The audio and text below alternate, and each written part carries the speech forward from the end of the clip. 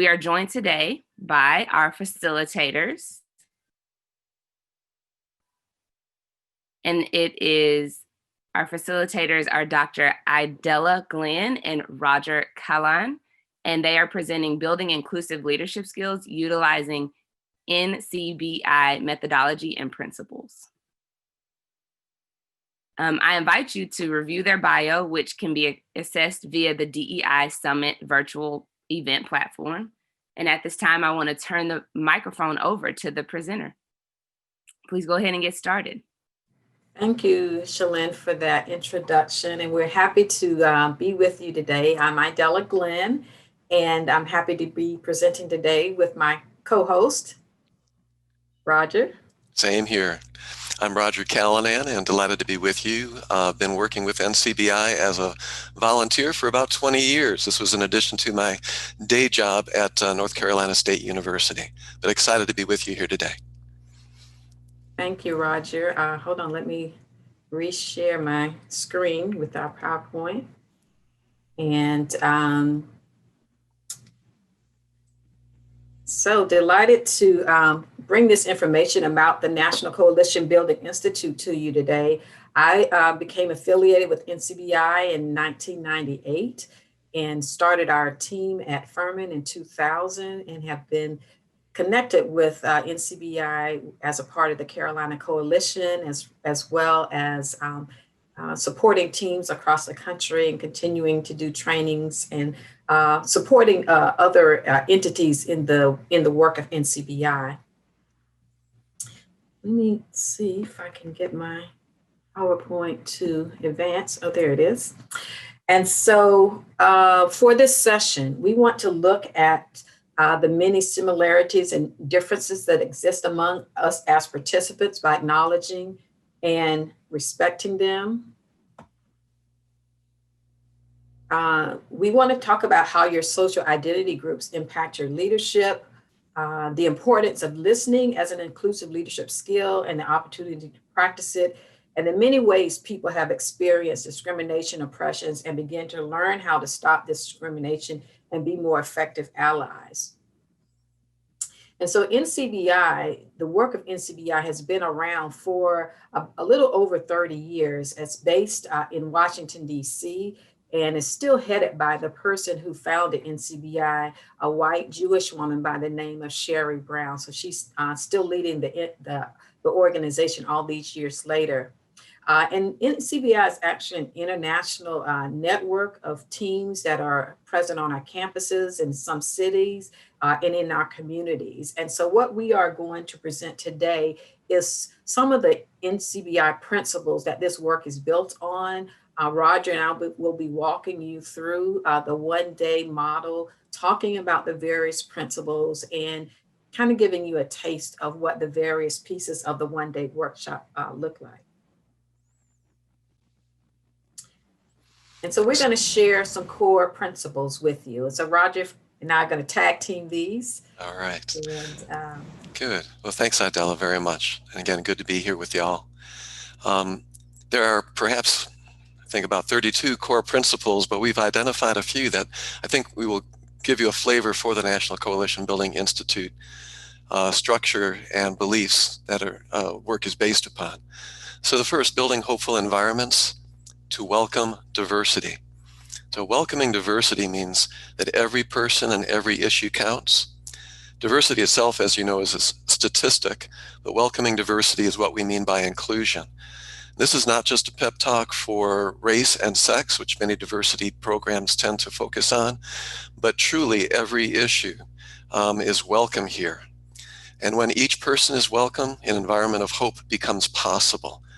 People take on tough issues more readily when issues are presented in a spirit of hope.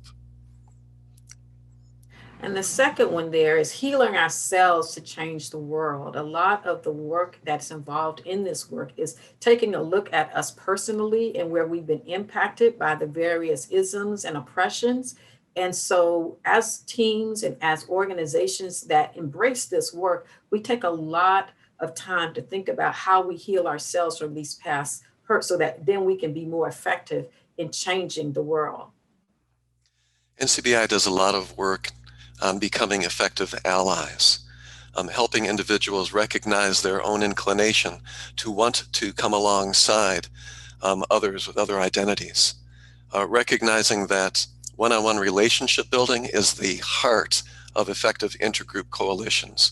So a lot of work is done not only on the individual, but also in terms of those collective communities, recognizing how we have the opportunity to accept responsibility and to influence and take initiative to make a difference. So it's really building those ally strengths is one of the core principles. And then we work on empowering leaders to lead.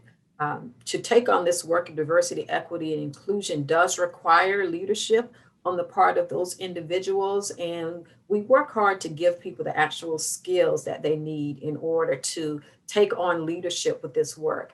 And we want to empower leaders to continue to do the work. A lot of times we want to beat up on our leaders or kick them when they're down, but we want to create an environment where people actually do want to lead this work, recognizing that in the participation in this work that many times we don't always get it right. And so we try to create an environment where we hold people accountable while at the same time making sure that we maintain or help them to maintain their humanity. The changing hearts through stories is really a key element of the NCBI principles and workshops. We recognize that we might take a position on any issue, but when that position becomes personal, when we can hear from someone else's experience, it challenges us in ways that are growthful and that contribute to our being able to connect with one another. You'll see as we go through elements of the workshop that one piece builds on another until we have an environment of trust where individuals are willing to take a risk and share their own experiences of how they walk this world differently and how they've experienced discrimination or hurt. And then skill training leads to institutional change. That one person can definitely make a difference, but when you empower leaders and give them the skills, then that creates an environment where there is or can be institutional change. Sustaining the work requires ongoing support. You'll notice that no NCBI workshop or program is ever done solo. We work as part of a community of support for one another. We recognize that no one individual can make a huge change, but that we contribute to an environment of change. And so on our campus, for example, we have about 35 trained facilitators, all who continually work on their own healing, work on their skills in terms of facilitation, and work on their connection with various elements of the organization. This is something that is continuous, becomes part of the fabric, not just a once and done workshop. Thank you. And then the final one there is that leaders deserve to be treated well. And so again, building on what we've already tried to lay out here is that we in NCBI are intentional about treating leaders well and creating an environment where they can get that constructive feedback and continue to grow and advance in this work. And so we want to jump right into the workshop. So the one-day workshop is a series of activities that build upon each other. And usually that one day can last anywhere from 9 to 4 or 9 to 5. And the first activity or that we participate in is called Up Downs. And it's called Up Downs because we call out a number of groups and ask the participants to stand for, or if they're not able to stand, to raise their hand for the group that they belong to. And this particular piece sets the foundation for the work that would happen for the rest of the workshop. Every workshop is different because every workshop contains a different configuration of people. And so the way this works is the co-facilitators call out a number of different groups and people stand or raise their hands for those groups. And in this virtual environment, we have been doing a lot of the hand raising and making signs, but it's the first place where people begin to recognize that they are valued in this group. And the way we acknowledge that value is by applauding groups as they stand or raise their hand for being a member of that group. And so we wanted to just call out a number of different groups. And if people want to put the group that they belong to in chat. So we talk about birth order, like who's the oldest or who's the youngest or who is an only child.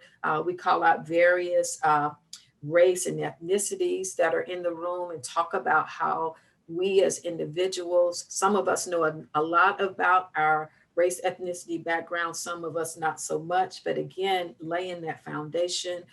We talk about gender identity.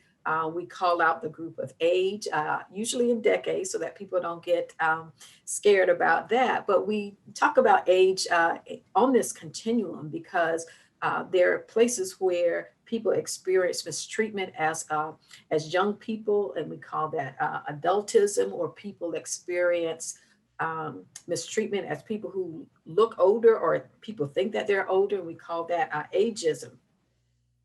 We also look at our religion or belief system, sexual orientation.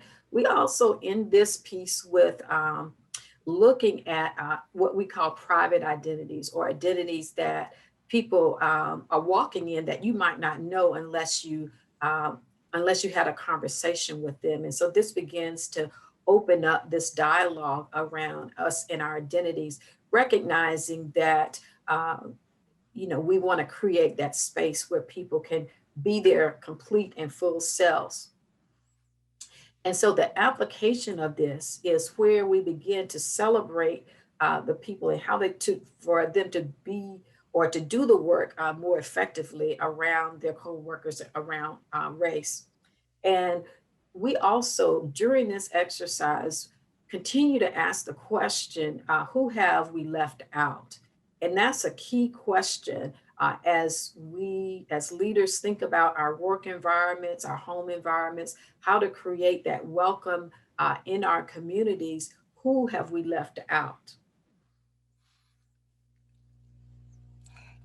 I'm going to ask if you will take about 10 seconds and go to the chat and indicate there, what are your primary identities? For a lot of us, and I'll say primarily us white folk or dominant identities, walk in privilege, we rarely have the opportunity or in environments that challenge us to think about those many different identities that we bring to the table. So if you will, take a minute and think about what are your primary identities, and go ahead and list those in the chat.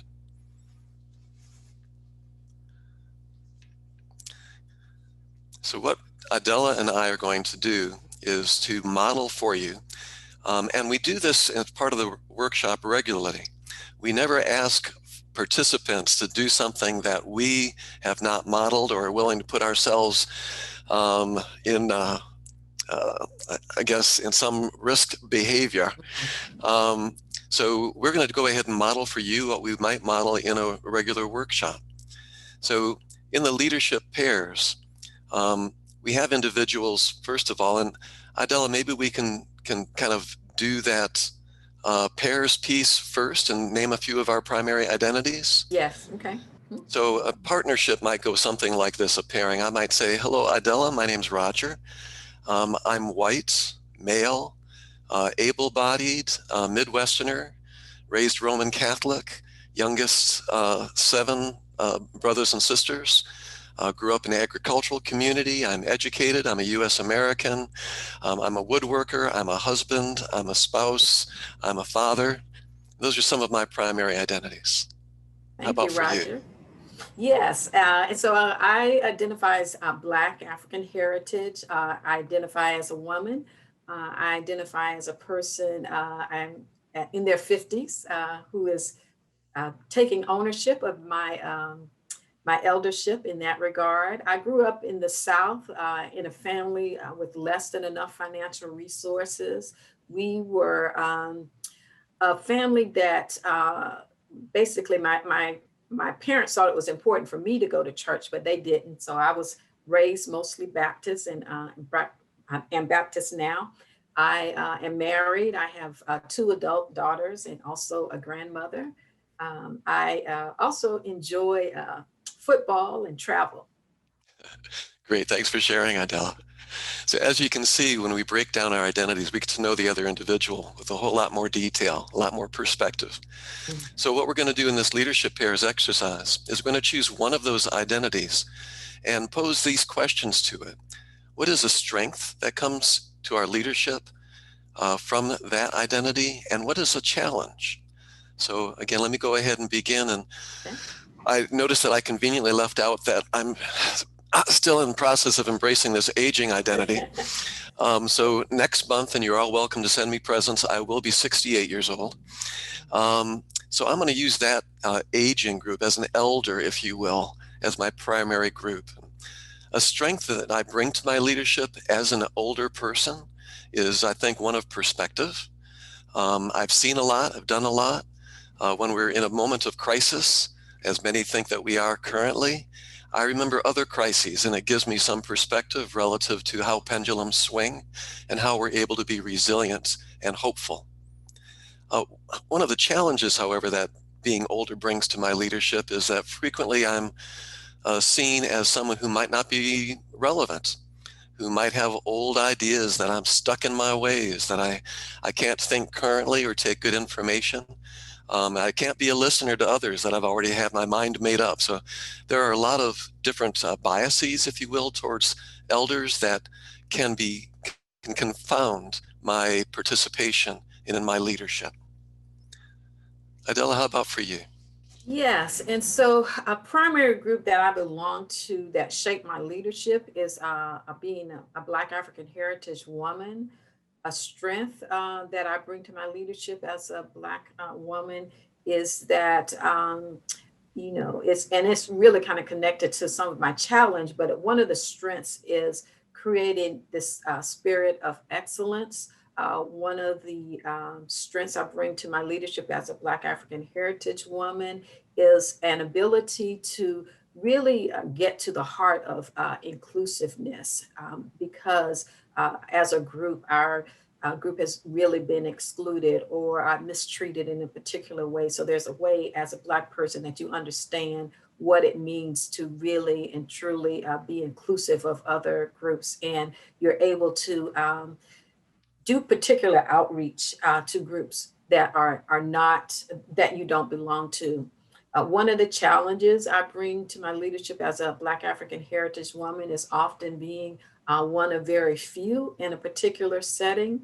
And so then that creates this place where you're feeling like you have to be a spokesperson, or people are expecting you to be a spokesperson for your group, and you can't necessarily be that. That's not even possible for you to represent. But you know that if you or I make a mistake or mess up, then that can poorly reflect on my group. So this pressure to continue to, I would say, represent.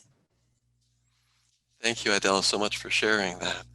And we can see that even early on in the workshop, we start to break down those identities and even to share perhaps the first phrase of some personal stories and of experiences that we build upon. Thank you. We go into first thoughts, and I'll read briefly from what you already see on your screen there, just to make sure that we're well oriented. Oppressive behavior can take place when one acts on misinformation about an individual or a group. Every distorted piece of information concerning another group is stored as a record or a recording and becomes an unconscious bias. Everything about another group that has been heard in casual conversation, read in the newspaper, seen in the cinema, culled from everyday life forms part of the unconscious bias. And these recordings stay with us even when subsequent personal experiences contradict the information. The earlier misinformation is not easily erased. Instead, the earlier recordings continue to exert a powerful, often unrecognized influence on our thinking and actions. This sounds like a lot of verbiage, and I want to go ahead and break that down in terms of real-time experience for us right now. So even though I will not be able to hear your response, I'm going to ask each of you perhaps even in a very loud voice so that you will hear yourself, to respond to what I'm about to do. I'm going to give you the first part of a jingle and see if something occurs to you. That will be, well, let's just go with it and we'll talk about it later. Like a good neighbor. All right, hopefully something came to you just then. How about the best thing about waking up is... All right. Now, in commercials, these jingles are planted in our subconscious, if you will. Now, you may not have drunk that particular brand of coffee this morning, and you may not have that particular brand of insurance, but those recordings are still present in your unconscious. And those can, at least the commercial representatives selling the airways hope, will influence your behavior, our behavior in some way. And that's what we mean by having recordings. Well, NCBI believes that we are all born innocent. We are this blank slate, but I think that slate can be described as sticky in that we pick up information, again, from a variety of sources that can influence how we interact with one another. So in the first thoughts activity, what we attempt to do is to explore what are those records? What is that information that we have picked up? We know that we were all outdoors when the fallout happened. And so we have picked up a lot of things, perhaps unwittingly or unknowingly. And this is an opportunity to explore those first thoughts.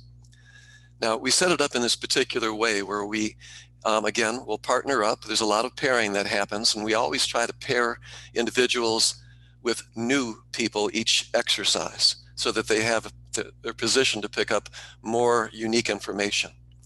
And what we do is we have those individuals choose a group to which neither of them belong. Now, we've explored a lot of identities up to this point, so usually there's a discussion about, okay, what group do neither of us identify with is one category or one criterion. And the next is a group that is present here today. So we add that element of risk. They've all seen through up downs and also through the other elements who's in the room. So rather than being safe and choosing someone who is not represented, we challenge them to think about who is in the room and to choose that identity to which you or your partner do not belong, but which is still present. And then one that we want to take a risk and notice what we learn. So again, there is always that challenge to risk taking. Again, within some range of comfort, if you will, but range of risk that's acceptable. So Idella and I, again, are going to go ahead and model. This is, we've not practiced this particular piece, so this is not ready for primetime theater right now. Yes. But not so different than what we would do in a workshop. So Idella, you and I have been partnered together for this part of the workshop. So we need to identify a group to which neither one of us belongs that's still likely present in this workshop group. Yes, and again, I wish we could see the faces of the people who joined us today, but so we get to automatically rule out men and women and right. Black people and white people. Black and white. Those are groups that we belong to. And we're sadly going to have to rule out good-looking people, apparently, too. All right. Apparently. Yeah. Let's see. You identify as Christian, so do I. I do, yes. Let's see. Both are educated. You are from the South. I'm from the Midwest. Right. Now we're both over 50, so that's a possibility. We are perhaps doing people who are younger or young professionals in their 20s or so. Let's give that a try for the sake of our timing and all, and also modeling what we've done. So we've identified the group to which neither one of us belongs, young people that are likely in the room today, and that we want to take on that risk of exploring what's up there, knowing that nobody hopefully will be able to throw tomatoes at us. Yes. All right. Okay, let's give it a shot. All right. So these are just our first, our records, our first thoughts. It's as though we're free associating. So one of us, much like that jingle activity, will present to the other person the name of that group that we've identified, that title, in various ways. We might be using different words, but never will we use an insulting word about that group. Nothing pejorative. And you'll hear us use different tones of inflection, because depending on how that word is heard, it might provide a different record opportunity to play. So shall I begin, and we'll discover what records are playing for you, Idella? Okay, that works, Roger. Okay. Young people. Money. Youth today. Ooh, reckless. Young people. Fun. First-year college students. Wild. Young professionals. Tech savvy.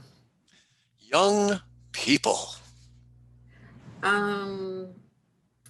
Opinionated. Youthful. Fun. Okay, and we can go on, but let's go ahead and stop our at least demonstration here. Right, so I'll switch it and say young people. Antagonistic. Young people. Hopeful. Young people. Activists. College students. Exploratory. Excited for learning. Young people. Bad drivers. Okay. Thank you. You. So we have an opportunity to explore, and if we were together in the same room now, we would ask those of you who had that identity of being young to what kind of responses, what kind of reactions did you have to the first thoughts that came up for Idella and me? And so we would again develop that concept of records, how it may or may not influence. And so that again is a building part of the workshop. Anything else to add to the concept of records, Idella? Well, and I would invite, because we want to try to utilize the chat if we can, for anyone who's in their 20s or younger, if they want to say what came up for them as we were sharing those records about young people. And when I'm leading this part, I always have to remind folks that we're not our records. This is just an opportunity for us to take a look at what may have been internalized about other groups that perhaps we didn't realize was there, and we get to explore that in a very, what we consider safe and encouraging environment. Very good. And I think that the technology, if I'm correct with this, is that our participants here today may be unable to access the Q&A that we have. Okay, I thought they were able to chat, so maybe. That's what I was hoping, but I'm not seeing that taking place except for some technical questions being asked. Okay, thank you. Okay. Well, we had hoped. Yes. So we want to. So they can. Oh, we have Callanan now. Yes, they can submit questions and they come to Slido, and then I will read them for you all. So if anyone wants to send questions in, and don't forget to click ask your question, it'll come, and I will make sure that the facilitators have them. Okay, but they can't. Thank you, Callanan. Thank you. All right, so we are going to move on to the next piece of the workshop. So we first look at misinformation or recordings that we have about groups that we don't belong to. And then we move on to this piece we call internalized oppression and pride, and where we take a look at the groups that we belong to that we might have less than positive feelings about, that we know that others have may have discriminated against. And so this is really one of the most painful results of oppression, is that we, if you have been discriminated against, to then actually have those feelings about your own group. And this is one way that groups who have been marginalized, discriminated against, become powerless. And so it's important to examine the ways in the workplace that internalized oppression has kept people separate from their own group. And so we want to try to create an environment where individuals feel positive and good about the groups that they belong to. And so similar to our first thoughts, we want to look at the misinformation that we may have internalized about our own group. And the way we do that is thinking about not so much how your group has been mistreated, but also where your where the ism has impacted your group. And so again, we think about the groups that are present in the room. And for this one, we don't necessarily care about who else is in the room, but a group that you belong to. And so again, we send the group into a pair again to think about a group that they have that they belong to that has experienced some mistreatment, discrimination, or oppression. And so Roger and I are going to model this as well to kind of give you a sense of how this particular piece plays out. So Roger, are you ready with your group? Sure. And I think the group that I want to focus on is my identity as a man. Okay.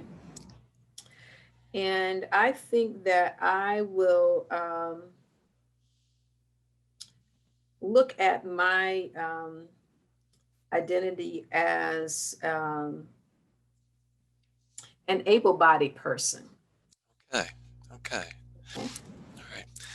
And so we get to, again, repeat to one another the fill-in of this particular sentence, and we'll just demonstrate it by talking through it. So as a person who is able-bodied, what bothers me the most about the impact of internalized ableism or feeling negative about my particular group is that there is this disregard for people who have disabilities. What bothers me most about the impact of internalized ableism is that that we don't think about the adjustments, or we might feel some kind of way about people having to have reasonable accommodations, that there might be a place where we think that a handout is being given. One of the things that bothers me about the impact of internalized ableism is that we don't often give people an opportunity to, I think there's a place where you don't want to create space for dialogue because you don't want to get into that deep conversation about what might be their life experience around their particular disability. So those are some of the things around internalized ableism. All right. Thanks, That has Idella. impacted my group. Thank you. I appreciate that deep thinking there too. So as a man, what bothers me most about the impact of sexism on men, on me with that identity, is it really compromises my relationships with women. It inserts an element of distrust. What I don't like, what gets in the way in terms of having that sexism present as a man, is it enters the message of devaluing others, of devaluing women. It creates I think a corrupt environment in which to build genuine relationships, and distrust as well, because my sense is that when seen through the eyes of sexism, I become a potential perpetrator. I become someone who cannot be trusted. I become less than I think I am capable of being through the eyes of someone who doesn't know me except for that ism playing. I mentioned about how difficult it is in terms of relationships, the challenges that sexism presents in my relationships with women, but there's also that internalized oppression, if you will, that I have towards other men. It challenges my inclination to be trusting to individuals that I know can do harm, who can be abusive, who I read every day have done terrible, terrible things. So it's part of my identity that sexism challenges, and it also interferes with trying to develop relationships both with other men and certainly with women that I value in my life. So that's some of the things that occur to me when I explore the impact of sexism on my identity as a man. Thank you, Roger. And so we process this a little bit when we come back to the large group and ask folks to share some of the groups that they did, some of the impact of the internalized ism on their particular group. And then we move on to a piece that we call pride. And we actually send people back to that same partner that they were just with, and they talk about what they value or what they love about their group. And the other thing I just also wanted to point out is that Roger and I, and I'm just thinking about this just now, Roger, we both chose groups where we're in the dominant identity. And Right. so this actually plays out a little bit different when you choose a group where you don't have the dominant, or you don't hold the dominant identity. And so we go back to our same partner and we talk about pride. And we think about pride not in the sense of chauvinism or my group is better than yours, but just feeling good about the groups that we belong to. And so we go back to that same partner and then we say what we love about our particular group. So Roger, would you like to go first, or should I go first? Why don't you go ahead? We'll keep that same sequence. Yeah. Yes. And so as a person who who is an able body, one of the things that I love about my group is the recognition that any one day you can not necessarily be a part of that group. One of the things that I love about being able-bodied is just thankfulness that I have a particular activity of my limbs, that my health is good, and to really be thankful for that. And one of the things that I love about being able-bodied is the sense that, or being sensitive to helping others who might need a hand without looking down on them in any kind of pity or anything like that, because I know what it's like not to be fully healthy and fully able-bodied. Wonderful. Thanks very much, Idella. When I think about the things about being a man of which I have pride, my thoughts go to just how much I appreciate the good dads, good fathers that are out there, the positive roles that they play in influencing the next generation, the level of activism and participation that they have alongside of their children and the youth today. What I really like about being a man is the potential for being an effective ally to women. What I really like about men are those who can embrace an identity or a calling of feminism, who can be active participants in arenas that where their voice counts because it's a different voice of support and again of allyship. I really like men in terms of their having the confidence to be a leader, to make a difference. What I really like about men is their ability to be emotional, to be self-aware, to be in touch, in some ways, to be able to counter a lot of the stereotypes and to make a difference because of that contrast at times. So I really like being a man, as it turns out. Thank you, Roger. So again, we come back to the large group. We give people a chance to talk about what they value about their group. Then we're going to move on to the next piece, and I'm noticing we need to make sure we have that time at the end. Thank you, Roger. Yes, be able to get to questions and answer shortly. You know, one of the things that we're not able to do in this environment is to, and we've alluded to it, but I want to underscore it, is that after each of these activities, one which builds upon the previous, is to, as Idella was saying, is to process that in the room. So we're hearing a lot of voices, a lot of questions, a lot of discussion, a lot of sharing, a lot of stories. This next piece is an opportunity for caucus groups or people who share a common identity to be able to continue that path in terms of being active teachers to the rest of us to speak from a particular identity. So the theory for caucuses, it's a fundamental tenet of this workshop, is that human beings must be mistreated systematically before they'll mistreat others. We believe that each of us, we talked about the importance of doing the healing work.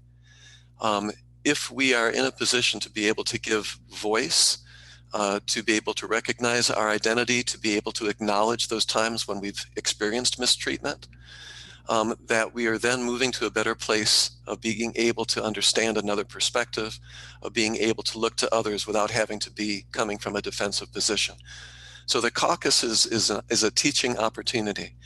We won't have that opportunity here, but wanted to go ahead and kind of talk that through. We'll have individuals connect with one another for about 10, 15 minutes. And by one another, I mean those who share a common identity. So we may have individuals who identify as Black, African, African-American who caucus, who gather together. We may have women who gather together, Christians who gather together, those raised in poverty gather together, and they prepare a report back to the full group. So it's an extraordinary gift and opportunity to hear from others. They're responding to two questions. What do you never want others to say, think, or do towards your group? And what do you want others to know and understand and even value about your group? And I have to give you testimony that those testimonies can be very powerful and a great source of information for those that we might not otherwise have access to. Thank you, Roger.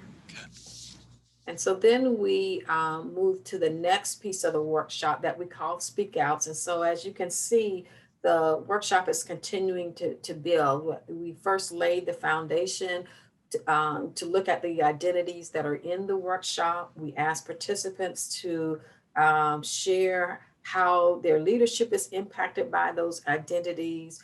We look at where they might have stereotypes, internalized information about other groups. Then we look at where they might have internalized or less than positive feelings about their own groups. You know, as Roger mentioned, in the caucuses, groups are beginning to tell stories about their particular experience related to their identity. And then in this piece we call Speak Outs, we have a process where we identify 2 or 3 individuals that we ask in private, and we have criteria that we use in order to ask people if they would be willing to share a story with the group. And, you know, the thing that I want to point out there in that theory description is that we like to say we don't change people's minds, we change their hearts. And many times people's hearts are changed by these stories, because you can give, you know, a person data or share facts and figures. And as a person who loves numbers and the math aspect of life, that, you know, you can make those numbers mean whatever you want them to mean, but you can't refute a person's story. So we have a process where we hear these personal stories. We ask the group to think about remembering that person's story, how they might make an increased commitment to fight against whatever the particular ism is. And then we ask the group, you know, what came up for them as they were hearing these stories. And often when you hear someone else's story, that reminds you of something that may have impacted you in a particular way. And once a group has had the benefit or the gift of a story, that continues, you know, to linger with them. And so they understand the oppression or the ism in a particular way because of this individual being willing to share their personal story. And then finally, this leads to the role playing or shifting attitudes, the skill training. The NCBI workshop is not just a pep talk. It's not just go out there, be good people. be self-aware. It is, well, what does that look like? What do we actually do? How do I confront or respond to that racist joke or to that sexist comment?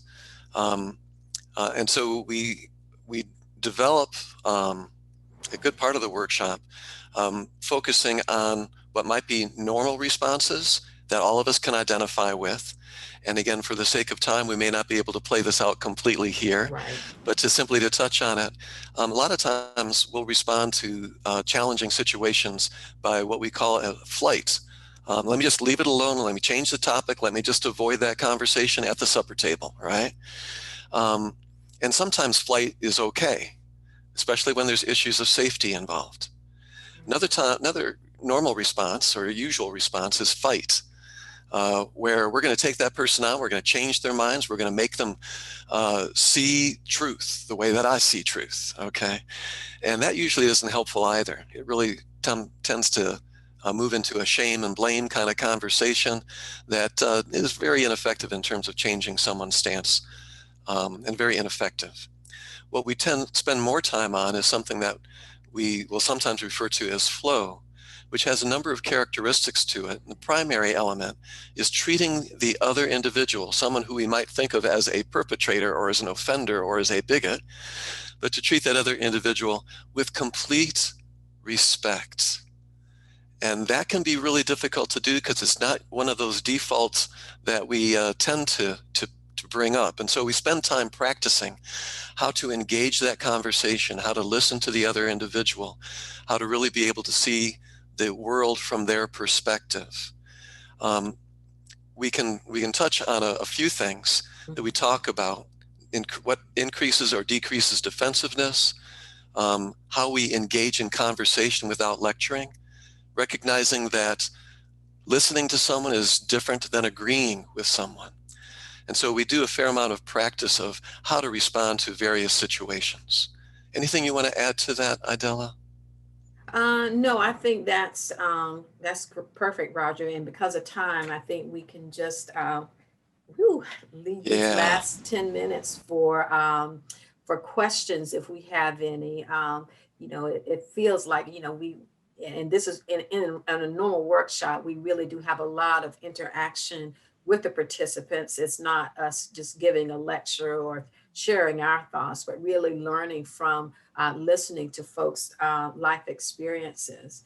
And so there are a couple of resources that we wanted to point you to. The Leading Diverse Communities is a publication put out by the National Coalition Building Institute that outlines the various principles that we're talking about today with particular activities that can be utilized. And then if you want more information, you can definitely go to our website or you can email me directly. I'm happy to answer any particular questions. So that is the end of our presentation. Again, we thank you all for logging on today. And if we have questions, Charlene? Yes, there are questions. So Okay.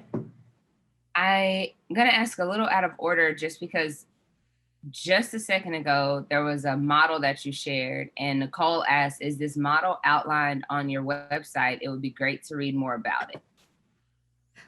It is, but not in this detail. So it is on the website. So on the website is a kind of a broad overview of the NCBI workshop, but I'm happy to send a more, and this presentation that has the different, the theory and the practice, I think is going to be made available to participants.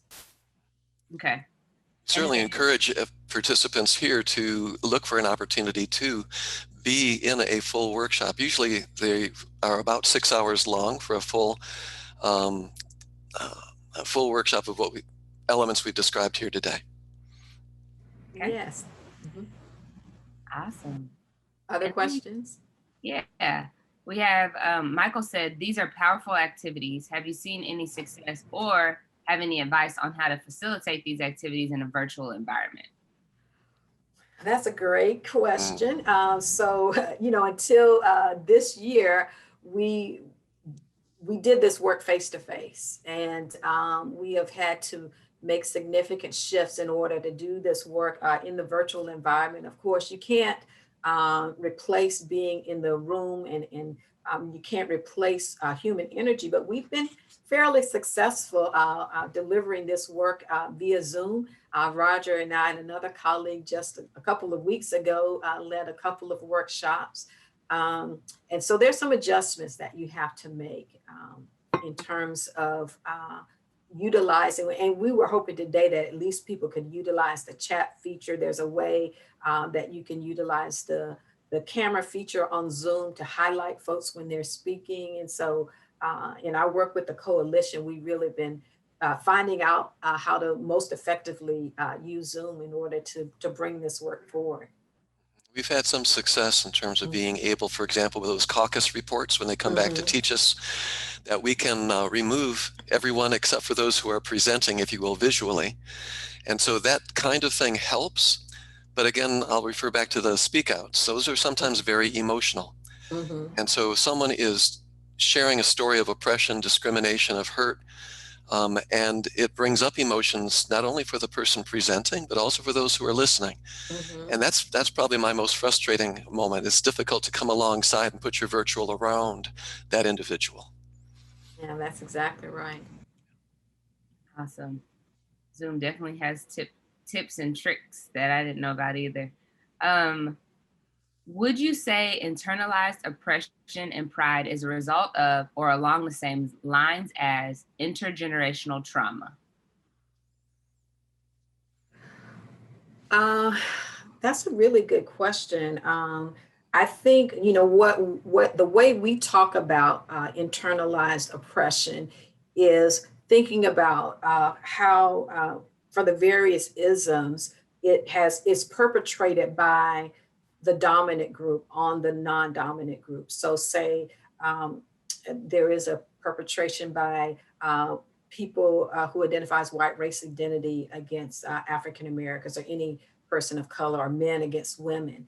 And then that is internalized by the particular group, right? So then they begin to believe it about their own group. And so certainly I think that there is a place where that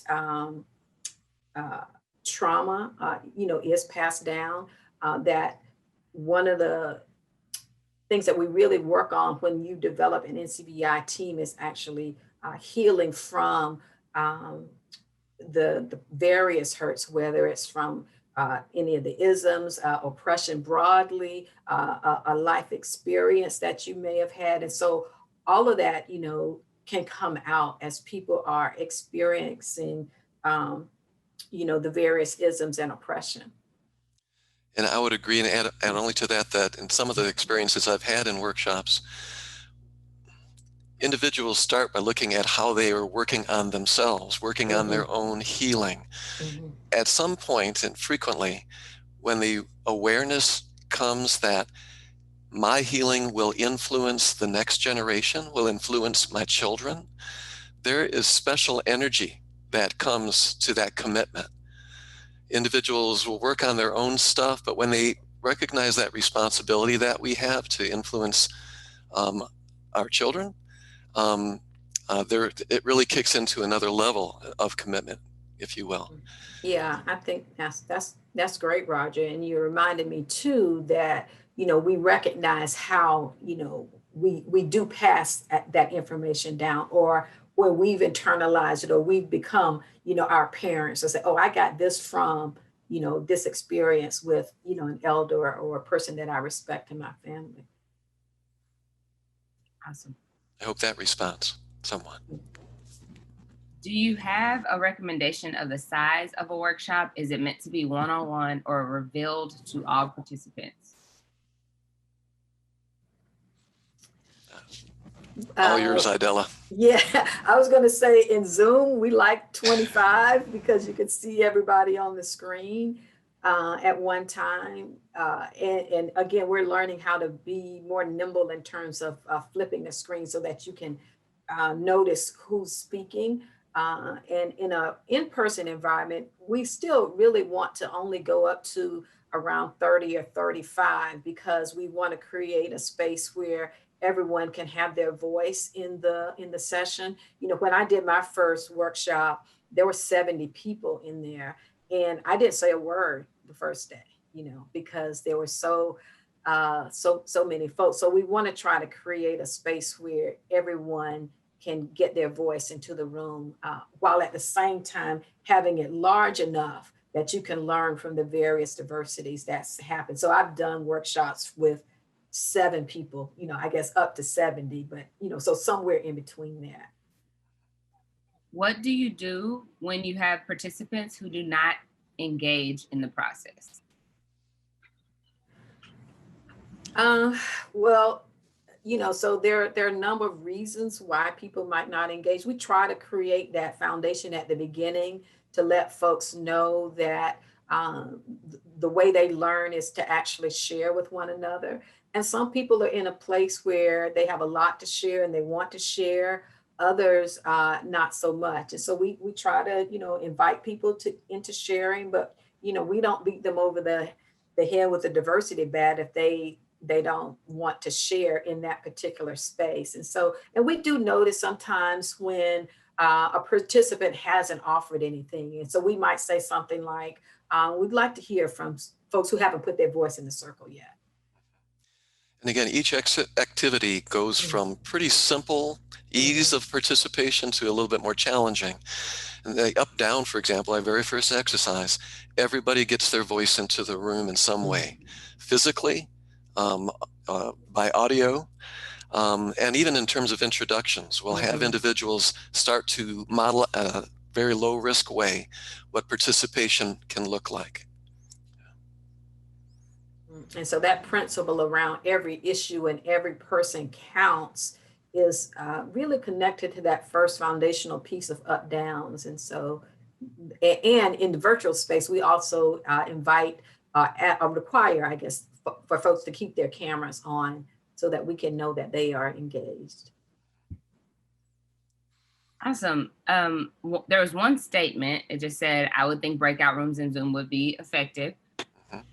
And then the Mhm. last question that I see, and we're right on time. I see that you all are a nonprofit, but are there any costs associated with your train the trainer sessions?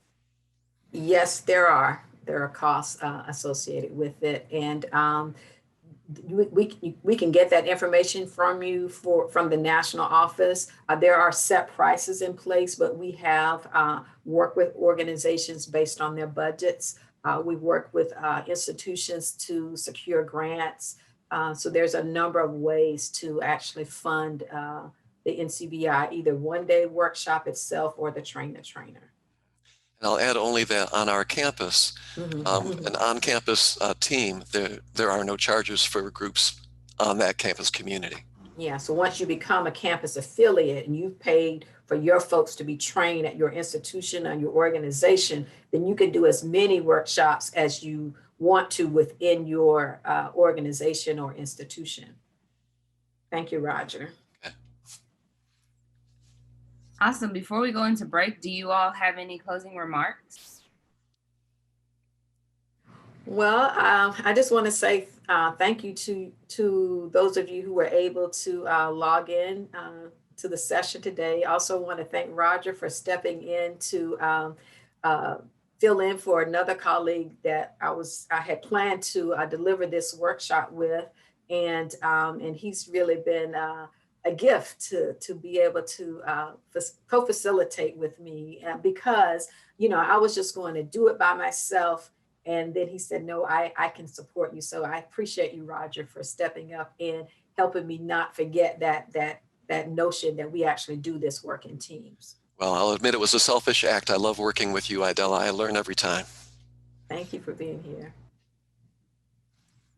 Thank you, Well, Shalane.